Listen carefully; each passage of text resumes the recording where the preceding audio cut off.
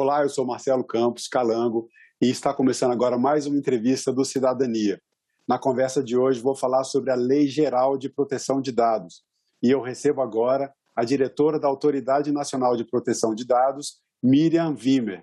Miriam, muito bem-vinda ao programa Cidadania e obrigado por aceitar o nosso convite. Muito obrigada, Marcelo. O prazer é todo meu. Uma grande alegria participar desse programa junto contigo.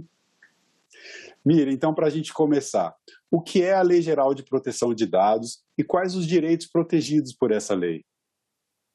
Excelente. A Lei Geral de Proteção de Dados é uma lei que foi aprovada em 2018, depois de quase 10 anos de discussão no Congresso Nacional, e é uma lei que busca proteger, como o próprio nome diz, os dados pessoais. O que são os dados pessoais? São quaisquer informações referentes a um indivíduo, uma pessoa natural, identificada ou identificável.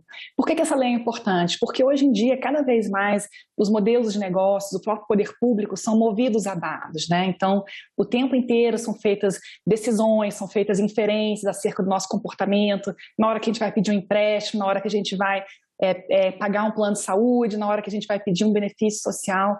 Em todos esses momentos, os nossos dados pessoais são tratados, né?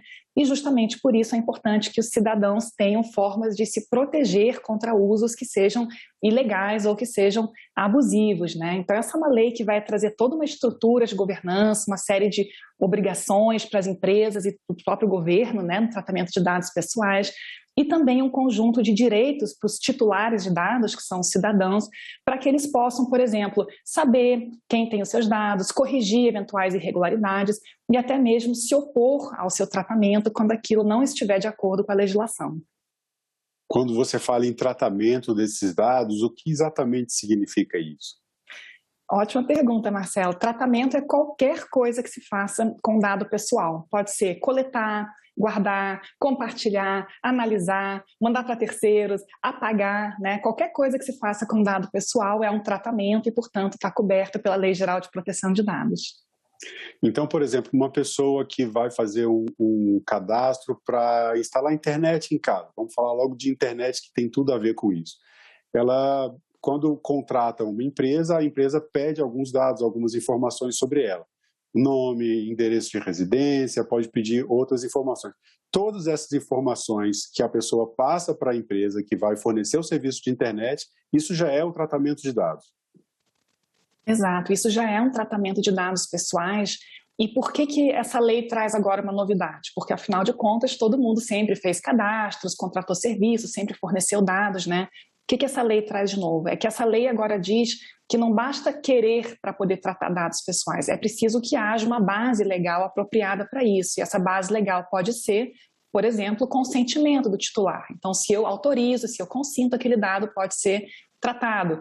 Não apenas o consentimento, né? Então, pode ser o cumprimento de uma obrigação legal, pode ser para a execução de um contrato, pode ser para fazer uma política pública, né? Tem uma série de bases legais que autorizam o tratamento de dados pessoais. Mas o importante aqui é que agora a equação se inverteu, né? Se antes era possível fazer tudo o que se quisesse com dado pessoal, e no caso de um problema, o titular tinha que recorrer ao judiciário, agora a situação é distinta. Para que se possa tratar dados pessoais, é preciso que haja uma base legal, que os direitos dos titulares sejam respeitados, né? E, sobretudo, também existe agora um órgão na esfera administrativa, no poder público, responsável por zelar pela proteção desses dados e pelos direitos do titular, que é a Autoridade Nacional de Proteção de Dados. Era justamente isso que eu ia te perguntar. Qual o papel da Autoridade Nacional de Proteção de Dados dentro desse contexto? Ela fiscaliza, a Autoridade Nacional pode aplicar multas, se um cidadão, uma cidadã titular de dados se sentir lesado por algum motivo ou acreditar que seus dados estão sendo tratados de forma incorreta, ele deve recorrer à Autoridade Nacional ou ao sistema judiciário, à Justiça?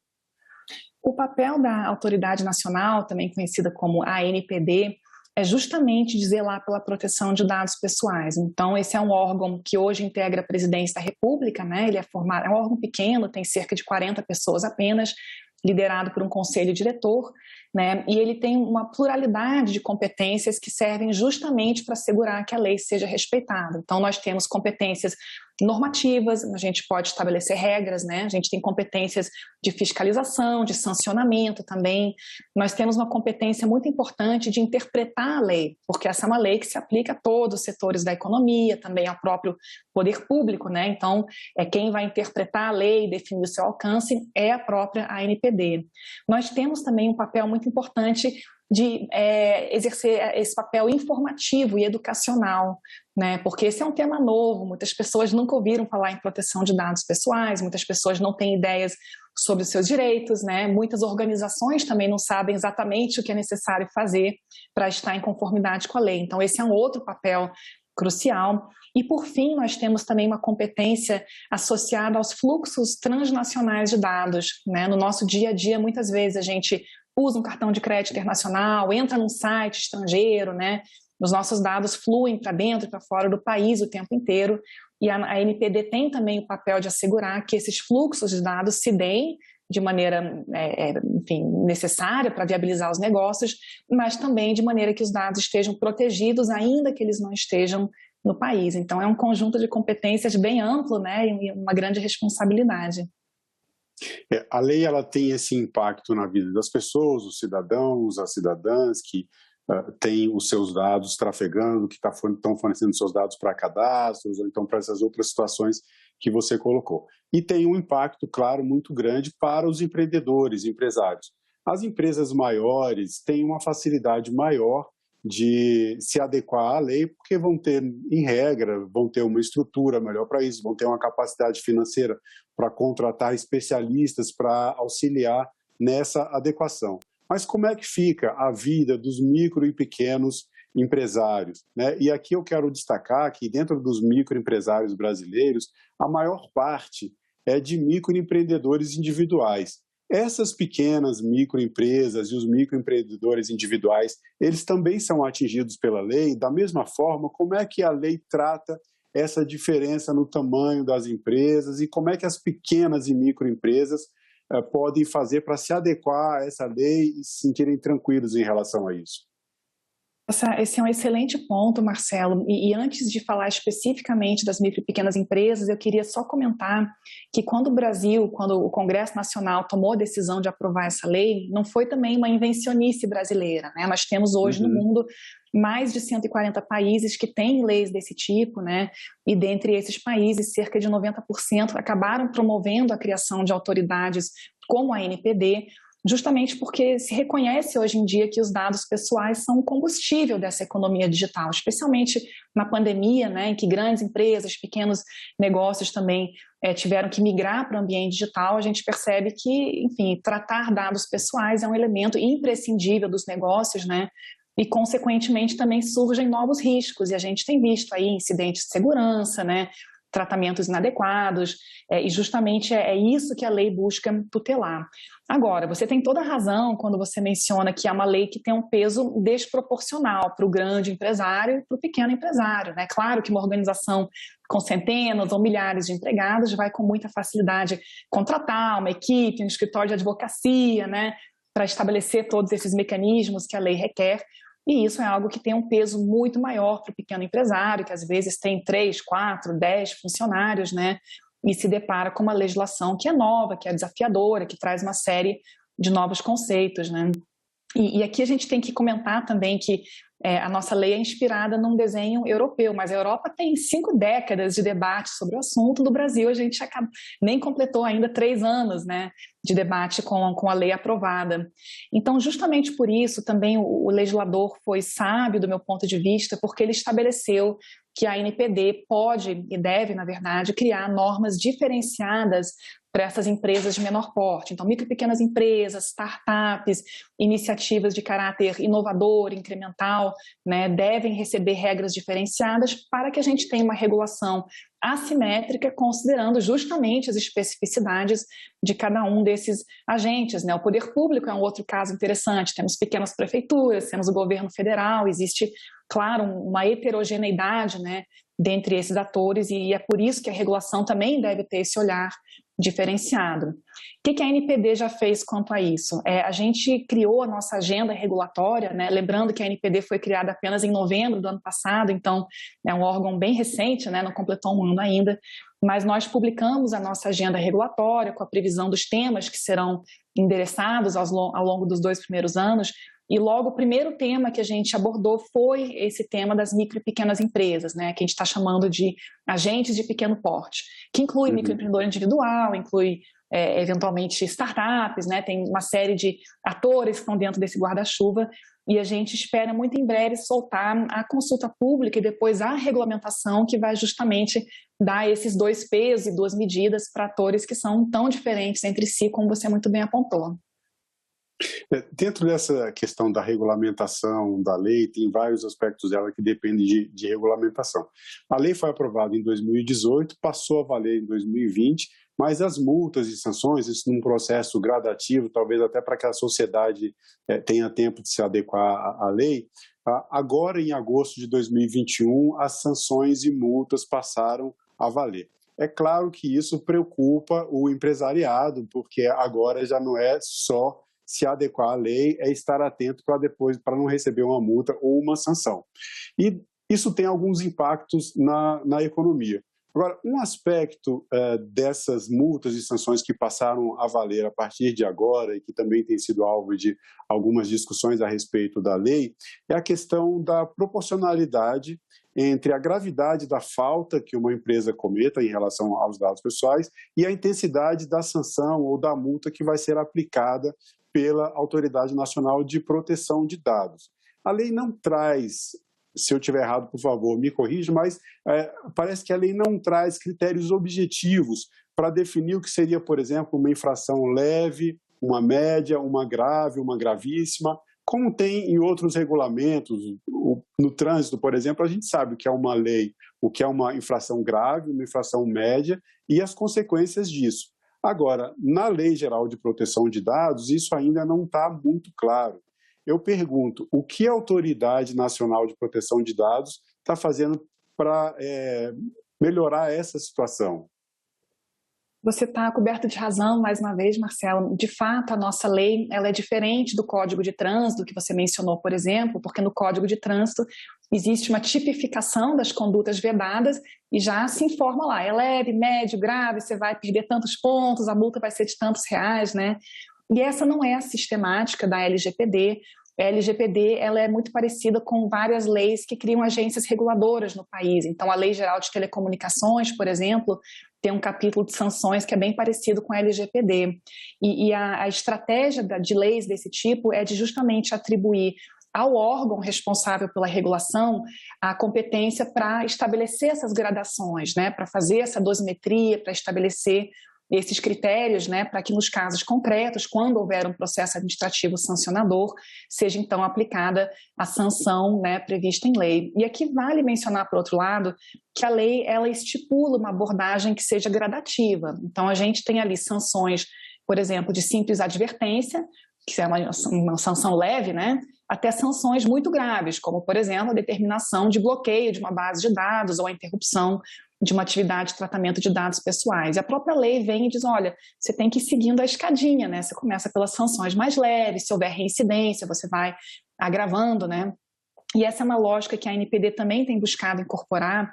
A gente está trabalhando nesse momento no regulamento de fiscalização e sanções administrativas, que já passou por consulta pública, né? Teve mais de 3.000 contribuições, se eu não estiver enganada. E o que a gente está tentando incorporar é essa lógica que se chama de regulação responsiva. O que é regulação responsiva? É a ideia de que a gente começa monitorando, né? Então recebendo reclamações, entendendo onde é que estão os problemas, passa-se então para uma etapa de orientação, depois determinação de correção de condutas e por fim, né, se nada der certo, a gente parte então para as atividades corretivas, de sancionamento, de multas, né, ou de obrigações de fazer ou não fazer. E com isso a gente quer justamente reconhecer que esse é um tema novo para o Brasil, para o empresário brasileiro, também para o cidadão brasileiro, e que a gente tem que, nesse primeiro momento, ser mais comedido com relação às sanções, focando nesse papel de orientação, para que todos entendam que, de fato, é esperado, né? E eu acho que, justamente por ser uma lei que requer ainda regulamentação em muitos aspectos, não seria sequer razoável a ANPD chegar botando para quebrar, aplicando multas milionárias, né? Porque existe todo um processo de mudança de cultura que ainda está em curso e que não vai acontecer da noite para o dia. Uma outra questão que tem sido discutida em relação à criação da própria Autoridade Nacional de Proteção de Dados diz respeito à autonomia e independência da instituição. No caso brasileiro, a Autoridade Nacional de Proteção de Dados ela está vinculada diretamente à Presidência da República. Essa vinculação não atrapalha, não interfere essa autonomia e essa independência da Autoridade Nacional? E aí eu completo a pergunta, já que a legislação brasileira tem inspiração também em outras legislações, como é o caso da regulação do Regulamento Geral de Proteção de Dados da União Europeia, esse formato de vinculação direta à presidência tem correspondente em outras situações pelo mundo? Exato, Marcelo. Então, quando a gente olha para o parâmetro europeu, por exemplo, que é um parâmetro que inspirou o parâmetro brasileiro, né, a gente vê que um elemento muito importante desse desenho institucional está associado a essas características da autoridade, que deve ter altas garantias de independência, e isso é natural, porque é um órgão que vai fiscalizar tanto o poder público como também o setor privado, né, um órgão que tem uma competência absolutamente transversal, né?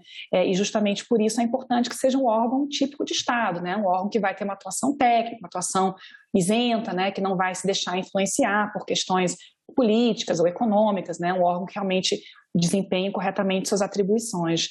E aqui no Brasil, por força de uma série de circunstâncias, não foi possível criar a ANPD logo de cara com o formato de uma autarquia independente, que é, por exemplo, o desenho que as agências reguladoras têm no país. Então, optou-se por um desenho temporário, né? Nossa estrutura hoje é provisória, mas a própria lei prevê que, num período de 2 anos, haja estudos para que possa haver uma mudança da natureza jurídica da autoridade com vistas à sua transformação numa autarquia independente. Então, hoje a gente tem uma situação híbrida, né? Porque nós estamos dentro da administração direta, porém nós temos algumas garantias legais de independência, de autonomia. Por exemplo, os diretores, né, os 5 diretores da ANPD, eles têm mandato fixo e não coincidente, né? Nós somos nomeados após sabatina pelo Senado Federal, né? Então isso também, de certo modo, permite que cada um possa atuar de maneira independente, sem estar sujeito a temores de ser exonerado ou sofrer qualquer tipo de represália, né? A lei é um modelo que já se segue nas agências também, que já né? se segue nas agências. Uhum. Perfeito, exatamente esse modelo. Além disso, nós temos autonomia técnica decisória, então as nossas decisões não são passíveis de serem revistas por outros órgãos dentro da administração pública, só pelo Poder Judiciário. Então, eu enxergo isso assim como uma caminhada, né? A gente está no início, a gente ainda não tem um ano de existência, mas nós temos já trabalhado para que ocorra essa mudança de natureza jurídica, que depende de um projeto de lei também, né? E eu acho que, sobretudo, é preciso observar para o comportamento e para os entregáveis da ANPD, porque nós temos nos esforçado bastante para ter essa atuação técnica, para ter mecanismos participativos que permitam a todos contribuir para o trabalho que está sendo realizado, né?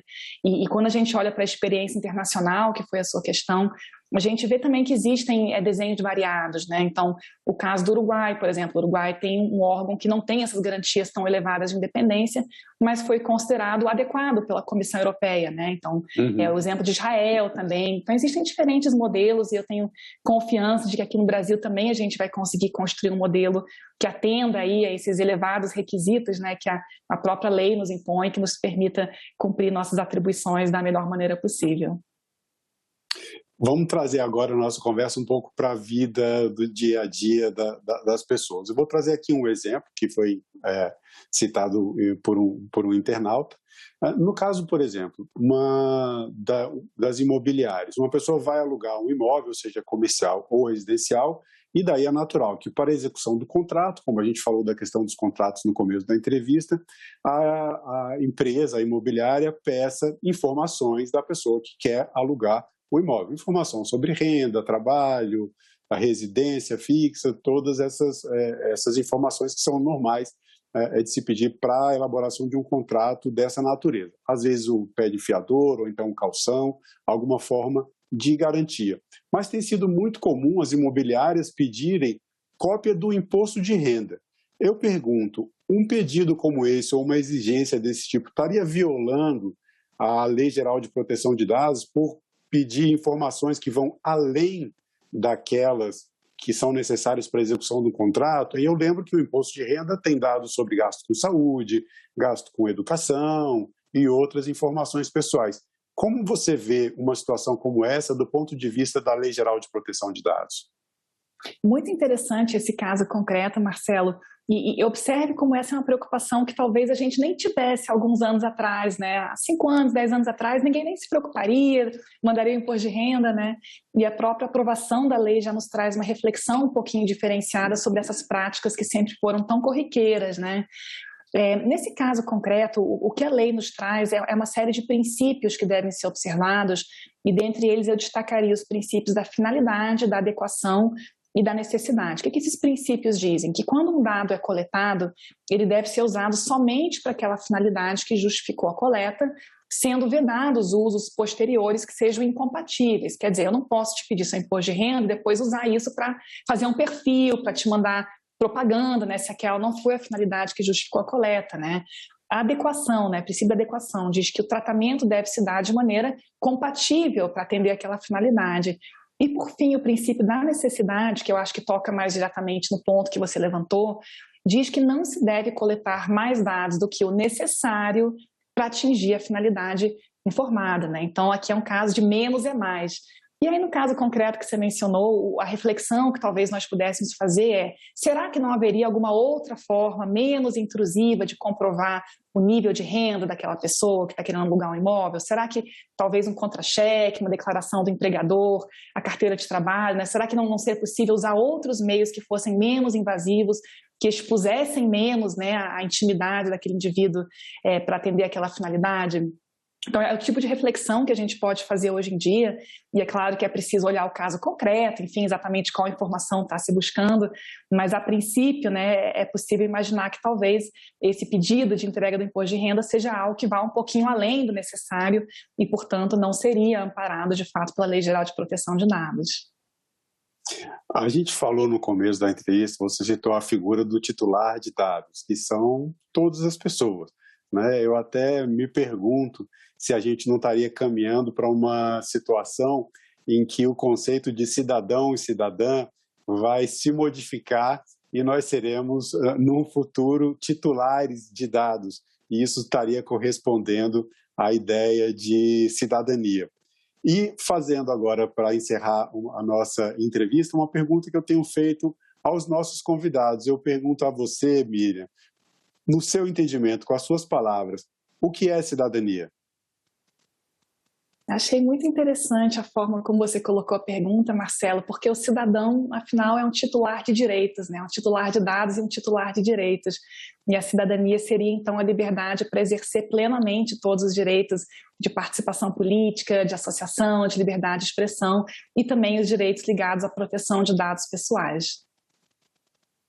Bom, obrigado pela sua resposta. Eu tenho convidado também os nossos internautas, as pessoas que assistem às entrevistas do Cidadania, a se manifestarem nas redes sociais e deixarem a sua opinião. O que é cidadania para você? Você pode responder pela ouvidoria do Senado, você pode telefonar gratuitamente para o 0800 061 2211 ou entrar no site do Senado, senado.leg.br/TV, e no campo da ouvidoria enviar uma mensagem para o programa Cidadania deixando a sua resposta. Eu quero ler o seu conceito de cidadania nas nossas entrevistas. E você pode fazer isso também pelas redes sociais, @TV Senado. Eu agradeço mais uma vez, Miriam, a sua presença no programa Cidadania. Muito obrigada, o prazer foi todo meu. Espero que as informações tenham sido úteis para os espectadores e fico sempre à disposição. Queria aproveitar para convidar todos a conhecerem nosso site www.gov.br/NTD. Tem muitas informações interessantes lá, inclusive canais para o exercício dos direitos do titular. Então, sejam todos muito bem-vindos ao nosso site. Convido todos a darem uma olhada. O site está aqui na tela do nosso programa. Eu convido também as pessoas a entrarem no site e conhecerem melhor esses direitos que são tão importantes. Eu agradeço mais uma vez a atenção de quem chegou até o final dessa entrevista. Convido vocês a assinarem o canal da TV Senado no YouTube e continuarem assistindo o programa Cidadania. Para ver as nossas entrevistas no YouTube, acesse a hashtag. Você pode digitar a hashtag Cidadania TV Senado. Obrigado pela sua audiência e até o próximo Cidadania.